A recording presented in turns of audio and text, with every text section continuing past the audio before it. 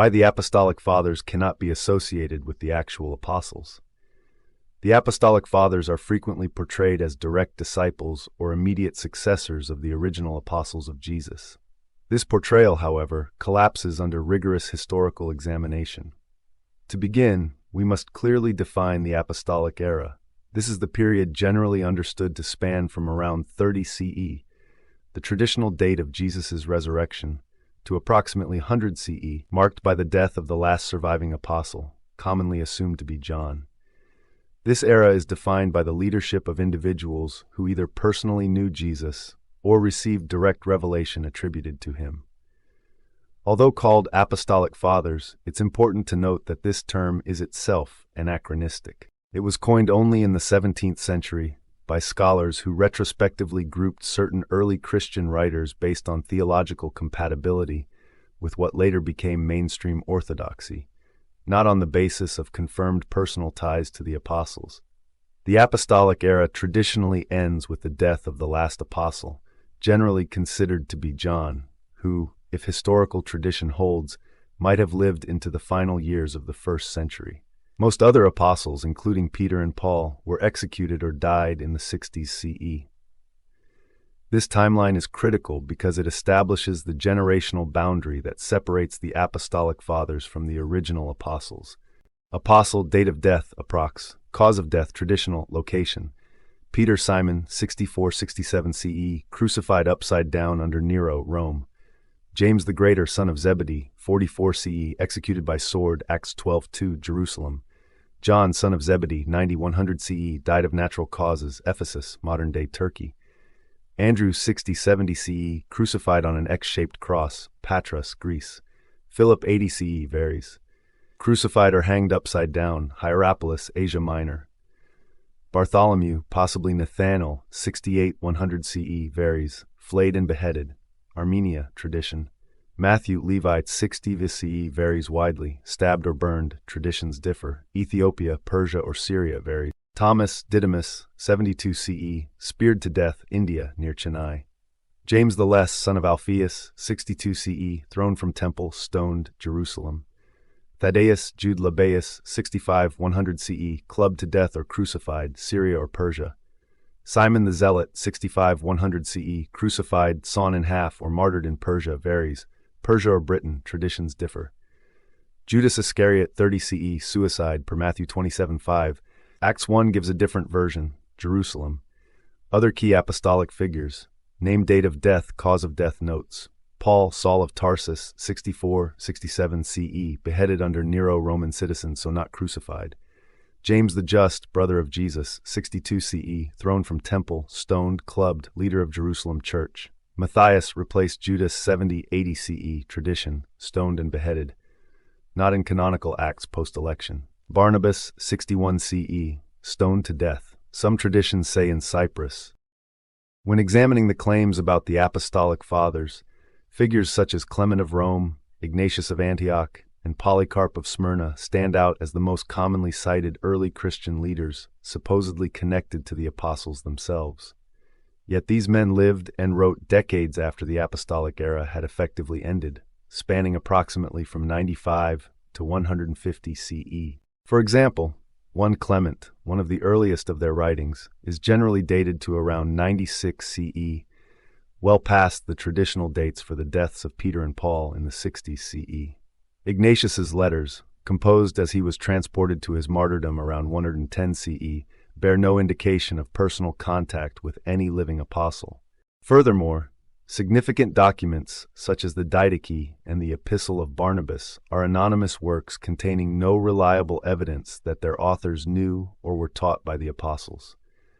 Not once do these texts feature first-hand statements like, "I was taught by Peter," or "I heard Paul preach," which would be expected if their authors were direct disciples. Later Christian traditions attempted to close this clear historical gap by retroactively linking the Apostolic Fathers with the apostles. Yet these attempts are hagiographical rather than historical. Ignatius of Antioch, for instance, is claimed by sources writing nearly a century later to have been a disciple of John the Apostle. However, Ignatius himself never asserts such a connection in his own letters. Similarly, the claim that Polycarp was a disciple of John comes exclusively from Irenaeus, who wrote decades after Polycarp's death, with no supporting statements from Polycarp himself. Irenaeus's claim appears in Against Heresies, written in the late 80s CE, at least 30 years after Polycarp's death and nearly a century after John's. No contemporary or independent sources corroborate this claim, and Polycarp's own letter makes no such assertion. These assertions serve an ecclesiastical purpose. They construct an illusion of uninterrupted doctrinal continuity and apostolic succession, thereby legitimizing the orthodox hierarchy that was emerging in the 2nd century. This myth-making was not grounded in first-hand testimony or historical evidence, but was a strategic fabrication to support the institutional authority of the early church. Crucially, the writings of the Apostolic Fathers themselves reflect significant theological development beyond the earliest Christian texts, such as Paul's letters. The theology expressed in their works shows a Christianity that had already evolved considerably. Ignatius, for example, places strong emphasis on church hierarchy and the authority of a single bishop in each city, a structure entirely absent from the Pauline epistles or the Book of Acts. Moreover, the apocalyptic urgency that dominated the Apostolic Era, with the expectation of an imminent return of Christ, is markedly diminished in the writings of the Apostolic Fathers. These differences underscore that the Apostolic Fathers belonged to a second-generation Christianity, one no longer led by those who had first-hand experience of Jesus or the apostles, but by leaders who sought to institutionalize and stabilize the movement amid a changing social and religious landscape. Unlike the canonical epistles of Paul, many of which begin with personal greetings, references to named individuals, or appeals to first-hand apostolic authority, the writings of the Apostolic Fathers are devoid of any explicit claim to having met or learned from an apostle. This silence speaks volumes in ancient writing culture, where authority was often staked on personal connection. Additionally, the Apostolic Fathers are conspicuously absent from the New Testament itself. None of the individuals who later came to be called Apostolic Fathers are named or referenced in the New Testament documents, even those who share names with New Testament figures. For instance, the Clement who wrote 1 Clement cannot be definitively identified as the Clement mentioned in Philippians 4:3. Similarly, the Epistle of Barnabas is almost certainly not authored by the companion of Paul named Barnabas, as its theological content, particularly its allegorical interpretation of Mosaic law, diverges sharply from the tone and content of both the Book of Acts and the Pauline epistles.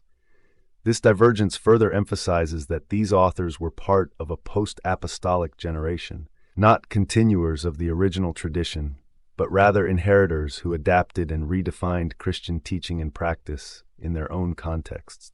The reality of first-century life expectancy in Judea and the Roman Empire further cements this gap. Average life expectancy hovered around 35 to 40 years, especially in urban centers like Antioch, Rome, and Smyrna, where infant mortality, disease, and political violence were constants.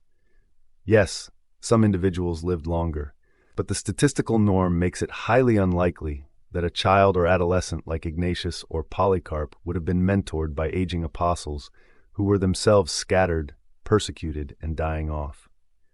The chronological overlap is not sufficient to assume meaningful contact, let alone discipleship. Take Clement of Rome, for instance. Scholars estimate he was born somewhere between 3550 CE. Peter and Paul were both traditionally martyred in the mid-60s CE. This would mean Clement was, at most, around 15 to 30 years old when they died. And that's assuming the earliest possible birth date.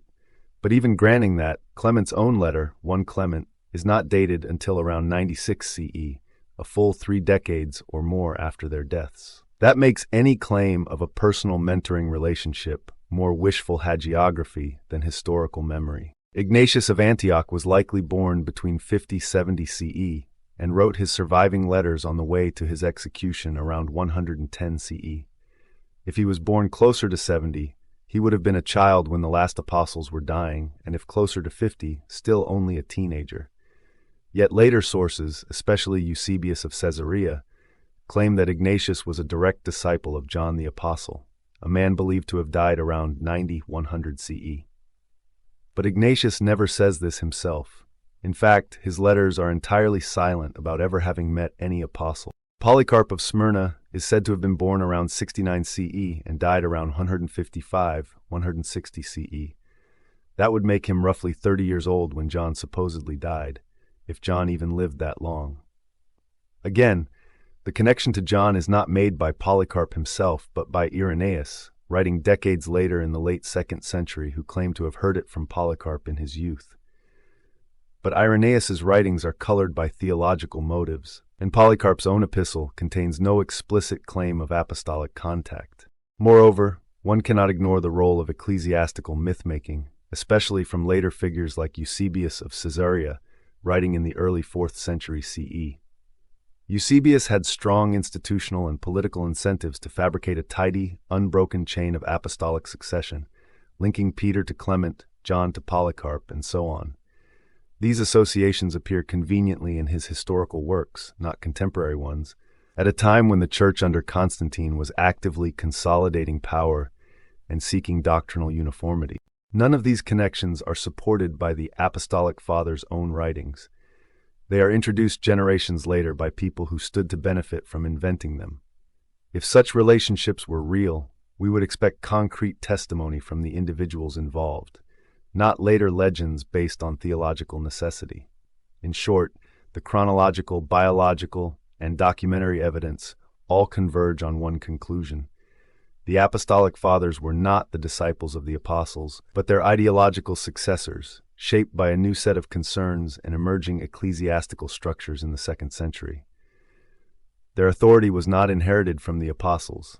It was constructed, conferred, and codified by the institutional church, long after the apostolic voices had fallen silent. While they are valuable for understanding the development of early Christianity, their association with the apostles is theological and ideological, not historical or documentary.